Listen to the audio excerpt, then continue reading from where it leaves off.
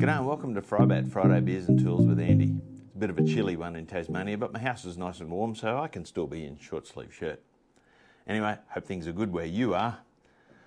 Today we have another product from Zytho Brewing. I did a Zytho Brewing a little while back. This one is their Indian Pale Ale. I have to admit, I'm probably a little bit over the more fruity varieties. I want to get back to more traditional type beers. Now, I don't really care what I try. I mean, I'm only trying it for you guys so that I can give you my opinion on what sort of beers are what.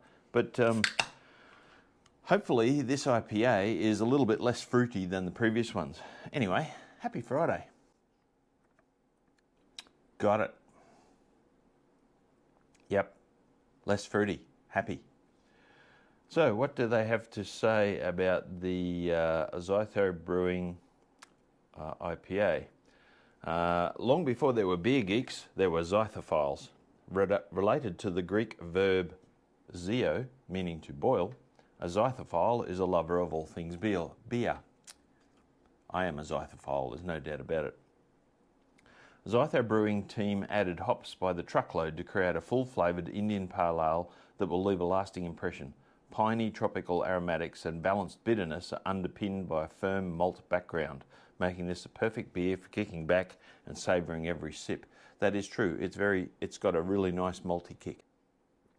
And compared to some of the other ones that I've had recently, it's a lot less tropical. It still has some tropical flavours in there, which I don't mind, but it's certainly not as predominant. It's a more traditional Indian Pale Ale, as far as I'm concerned. This is 5.4% alcohol volume, and that makes a 375ml can 1.6 standard drinks. So you cannot have more than one of these if you're driving. It will cause you to have issues with the Mr. Police. Zytho Brewing comes from New South Wales. Doesn't actually tell me where in New South Wales. I may have found that out previously, but anyway. It is sort of a crossover between an IPA and a summer ale, but for me it's a little bit more IPA, which is a good thing. So I'm pretty sure I liked last Zytho Brewing beer that I had. I'll put a link up here to that one if you're interested in Zytho Brewing's other, and there are other ones which hopefully I will review for you in coming weeks. So what's my verdict on the Zytho Brewing Indian Pale Ale? Look, that's a nice easy drinking beer. It is a little bit more summery, probably not quite so good for winter conditions here in Tasmania, but still I like beer. So that is a solid 4 out of 5 spanners for me on my beer scale. I'm happy. One happy Zythophile. Alrighty, let's get on to this week's tool. Those that know me know that I am quite happy with the Milwaukee M12 range, and I own quite a lot of their product. What I don't have is a lot of Milwaukee hand tools, and I have an old pair of aviation tin snips. In fact, I've got a couple. I inherited a couple from my dad, and they're getting on a bit, as you'd imagine. Even mine, which is an old set of Swiss straight cut, they're probably 25, 30 years old. They haven't done a lot of use because I don't do a lot of tin snipping, but I thought with the upcoming projects on Project Boris and other vehicle projects that I want to do, plus also I still want to put in a couple more windows in my shed, having a decent set of aviation tin snips in my kit would be very handy. Now, Milwaukee, made in China, yep. Limited lifetime warranty in Australia. I'm not sure about that in the States. Hopefully my American friends will be able to tell me whether that is true or not.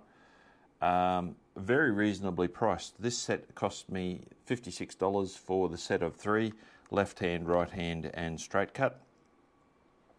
So let's unbox them and see what they are like.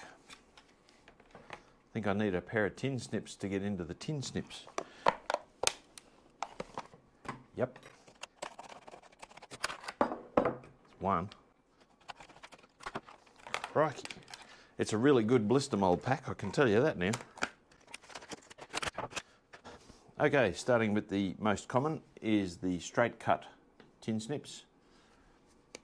Very nice in the hand feel. The grips are really nice, and a single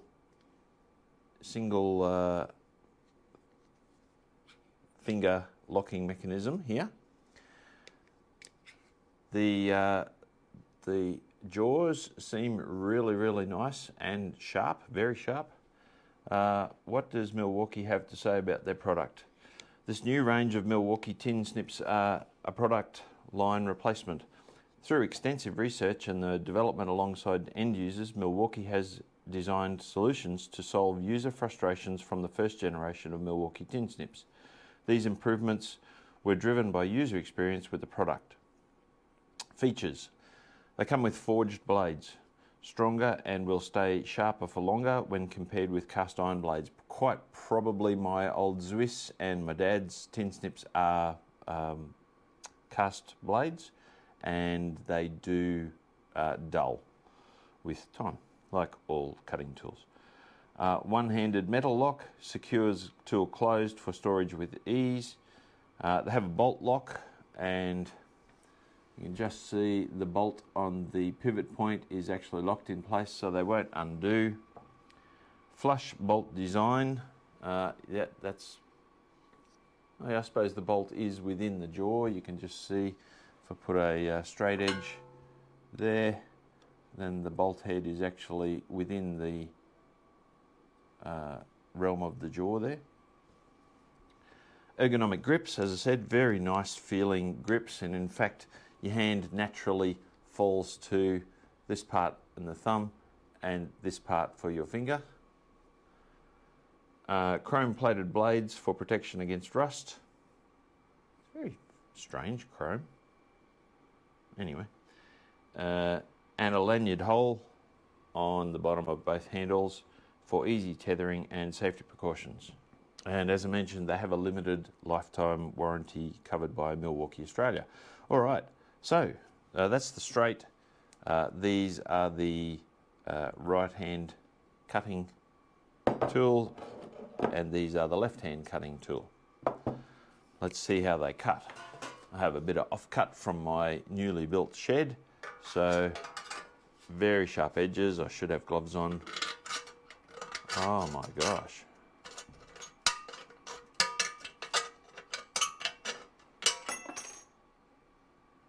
That cuts like scissors through paper. One thing I learnt during basic training, it's a bit hard for me to record here, is when you're cutting with tin snips, never cut anywhere near right up the tip. Sort of go about 3/4 the way. Otherwise you'll end up with and it's going to be very hard for me to show, but you end up with a slightly jagged edge, like my first cut there. You can actually cut very cleanly and straight lines if you take your time and only do 3/4 of the blade. So that's the straight cut. What's the left-hand cut like?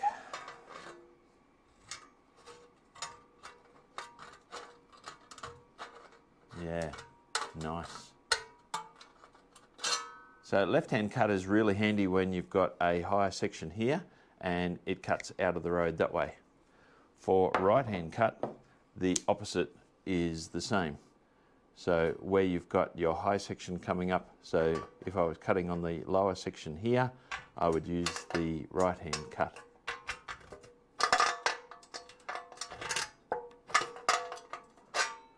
Wow, I'm impressed.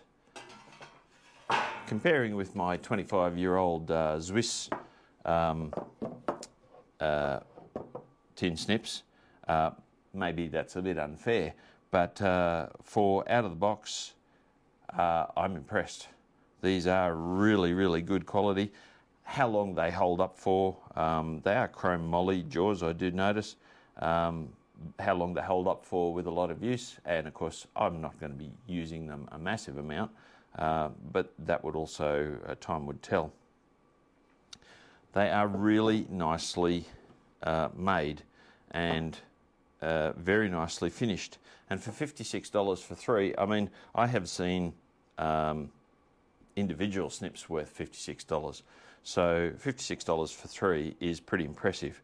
I do note, however, Amazon, where I often buy a lot of my tools, as you're well aware, they're very expensive. They're actually $86 to buy from Amazon. I think the cheapest that I could find them, no, incorrect. I'll put a picture up here, $95.57 for the same kit, and through all buying options on Amazon, the cheapest they've got is $86.87. So $56 from Sydney Tools, and I believe Total Tools has the same, is a significant saving over Amazon. So I will put a link down in the description for Sydney Tools where I bought these from. I don't get any kickback from them. I'm just trying to get you the best quality, the best price that I can if you're interested in these. So don't, in this case, don't buy them from Amazon. Amazon, lift your game, be more competitive. And Sydney Tools does have free shipping for over $99 in Australia. Yes, when you spend over $99, you get free shipping. And if you're just buying this by itself, I guess it's not really relative to anyone but me. They would charge, to me, if I was just buying this kit without spending $99, they would charge me nearly $14 delivery. So that's, yeah, getting up there. So what's my verdict on the Milwaukee, better give you the number, 48224533 3-piece tin snip set. Look, for $56, it's a 5 out of 5 for value for me. I wouldn't go paying $86 or $95 on Amazon for them. Make sure you always do your research on price, and sometimes the big tool shops in Australia certainly are cheaper than Amazon, but do your research first. So that's 5 out of 5 beers for value for money. For functionality, well, you saw that cut through Colorbond, corrugated iron in Colorbond is the brand in Australia. We just call corrugated iron Colorbond here in Australia. This is called trim deck in Australia, so it has one high point and then a very long low ridge and then another high point, as opposed to your normal corrugated iron, which is on my roof. This is on my walls, and corrugated is on the roof. So for functionality, look, it cut through that like butter, so it's 5 out of 5 for me. Tin snips are a bit hard on the wrist if you're not doing it all the time, and sometimes if you're doing long runs, it's better to have a set of electric shears or pneumatic shears, which I also have. But for fine work like this, for doing small cutouts, having a decent set of tin snips is pretty handy in your toolkit. So for functionality, it's 5 out of 5 easily for me. Alrighty, well that's it for this week's FriBaT. Hope you enjoyed that. Please subscribe and please hit the like button. That helps grow the channel because it tells YouTube's algorithm that it was a good video. And when it's a good video and lots of people like it, they then promote it to other people, and then that helps also the channel to grow and help me make a little bit of money out of YouTube. Anyway, thanks for following along with us on this Friday. I hope things are good where you are, and catch us next Friday for the next FriBaT. Cheers. Not the usual corrugated iron. Not the usual corrugated. Oh, for goodness sake. Cut.